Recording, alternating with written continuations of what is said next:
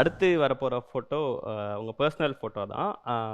நீங்கள் வந்து உங்களோட பர்சனல் ஸ்பேஸ் வேணும்னு பேசுகிறவங்க தான். பட் எனக்கு என்னன்னா நிறைய விஷயங்கள் வேணாம். அவங்க உங்களுக்கு எவ்வளோ பெரிய பேக் போன் அப்படிங்கிற விஷயத்த மட்டும் நீங்கள் சொன்னால் நல்லாயிருக்கும் உங்கள் ஃபேமிலி. ஃபேமிலி டெஃபினட்டாக நம்மளா எங்க விடுறதே வந்து ஒரு பெரிய ஒரு நிம்மதியையும் ஒரு ஸ்பேஸையும் கொடுக்கக்கூடிய ஒரு விஷயம். அண்ட் அஃப்கோர்ஸ் கஷ்டமான தருணங்களில் எல்லாமே வந்து ஹஸ்பண்ட் கூட இருந்திருக்காங்க. ஸ்பெஷலி டெல்லியில் திகாரில் இருந்தப்போ ஐ திங்க் அவர் நிறைய படிப்பார். அவருடைய ரெக்கார்டை நான் பீட் பண்ணது அந்த வருஷம் தான் நினைக்கிறேன். ஓகே, அவரோட அதிகமாக படிச்சதா? ஆமாம், ஏன்னா வேற என்ன பண்ண முடியும். ஸோ நிறைய நிறைய நேரம் கிடச்சிது. ஸோ அந்த புக்கில் அந்த புக்ஸை எனக்கு என்ன நான் படிப்பேன் தெரிஞ்சு வாங்கி கொடுக்கறதுக்கு இருந்த ஒரே ஒருத்தர் அவர் தான். And he was there throughout. And இப்போயும் அதிகமாக அவரோட ஸ்பேஸ், அவரோட ப்ரைவேட் ஸ்பேஸை வந்து யாரும் அதுக்குள்ளே வரக்கூடாதுன்னு நினைப்பாரு. ஸோ அதே மாதிரி கேம்பெயினுக்கும் என்னோட எலெக்ஷன் கேம்பெயினுக்கு மட்டும் பின்னாடி வெஹிக்கிளில் 5 வருஷத்துக்கு ஒரு தடவை தொகுதிக்கு வருவார். அவர் நீங்கள் பாலிடிக்ஸில் இருக்கிறதுக்கு ஃபுல் சப்போர்ட்டா இல்லை அந்த விஷயங்கள்? ஏன்னா நீங்கள் அதில் ஒரு சில நெருடலாக நான் வர வேண்டாம் அப்படிங்கிற ஒரு தாட்டில் இருந்தீங்க போது அவங்கெல்லாம் என்ன சொன்னாங்கன்னு தெரிஞ்சுக்கலாம். என்னோட முடிவு என்னவா இருக்கணும்னு அம்மா மாத்திரம் யோசிச்சு பண்ண, குழந்தை இருக்கு, உன்னால் பேலன்ஸ் பண்ண முடியுமா, தேவையான்னு யோசிச்சுக்கோ, எல்லாரும் சொல்கிறாங்க இப்போ. பட் அப்படின்னு அம்மா மாத்திரம் கொஞ்சம் ஹெசிடேட் பண்ணாங்க. முன்னாடினா வேற, பட் இப்போ வேற அப்படின்றது மாத்திரம் அம்மாவுக்கு ஒரு ஹெசிடேஷன் இருந்தது. பட் ஹஸ்பண்ட், பையன் அந்த மாதிரி யாரும். இப்போ இந்த ஒர்க் லைஃப் பேலன்ஸ்னு சொல்லுவாங்கல்ல மேம், அம்மாவும் பயந்த ஒரு விஷயம்னு சொன்னீங்க, ஃபேமிலியோட டைம் ஸ்பெண்ட் பண்ண முடியாது அப்படிங்கிற விஷயங்கள்லாம் இருக்கும். அதை நீங்கள் மேனேஜ் பண்ணிட்டீங்களா இல்லை ஸ்டில் அதில் ஒரு சிக்கல்கள்லாம் இருந்ததா? ஒரு பொலிட்டிக்கல் லைஃப்குள்ளே வரும்போது அதெல்லாம் இருக்குமா?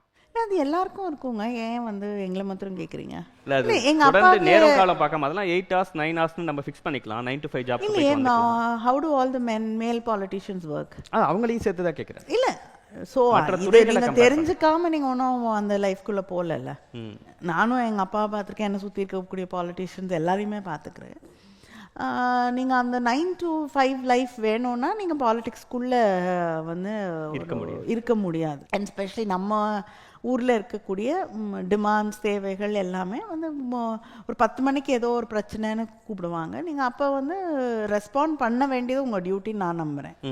அப்போ நீங்கள் எனக்கான ஒர்க் லைஃப் பேலன்ஸு, நான் ஒரு உமன், நான் பண்ண முடியாது அப்படிங்கிற இதெல்லாம் நம்ம சொல்கிறதுக்கான ரைட்டும் கிடையாது. அதை வந்து யாரும் நம்மக்கிட்டேருந்து பறிக்கிறது உரிமையும் யாருக்கும் கிடையாதுன்னு நான் நினைக்கிறேன்.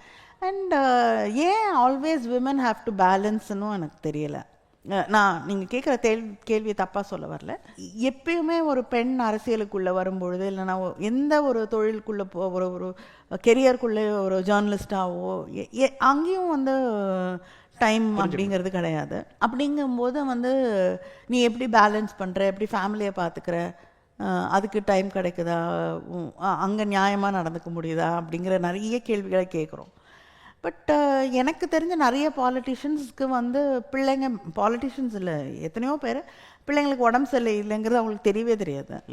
இல்லைனா பிள்ளைங்க எந்த கிளாஸில் படிக்குதுன்னு கூட கேட்டிங்கன்னா டக்குன்னு பதில் சொல்ல தெரியாது. இவங்களெல்லாம் ஏன் நம்ம பேலன்ஸ் பண்ணுறதுக்கு சொல்கிறது இல்லை? பெண்கள்னா மட்டும் நிறைய கேள்விகள் வருது. பட் ஆக்சுவலாக I think every man has a duty also.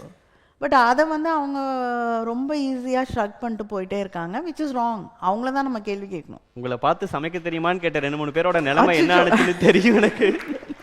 இல்லை, அதுவுமே அது என்னோட ரைட் இல்லை. நான் சமைக்கிறதுங்கிறது ஐ திங்க் எல்லாருக்குமே சமைக்க தெரியணும்னு நான் நம்புகிறேன். எஸ். என்னோட பேர் கலைச்செல்வி, நான் மாவட்ட துணை அமைப்பாளராக இருக்கேன். அக்கா வந்து ஃபஸ்ட்டு கோவிடு, யாருமே வீட்டில், எங்கள் வீட்லேயே வெளியில் யாரையுமே போகக்கூடாதுன்ற ஒரு இதில் சொல்லியிருந்தாங்க.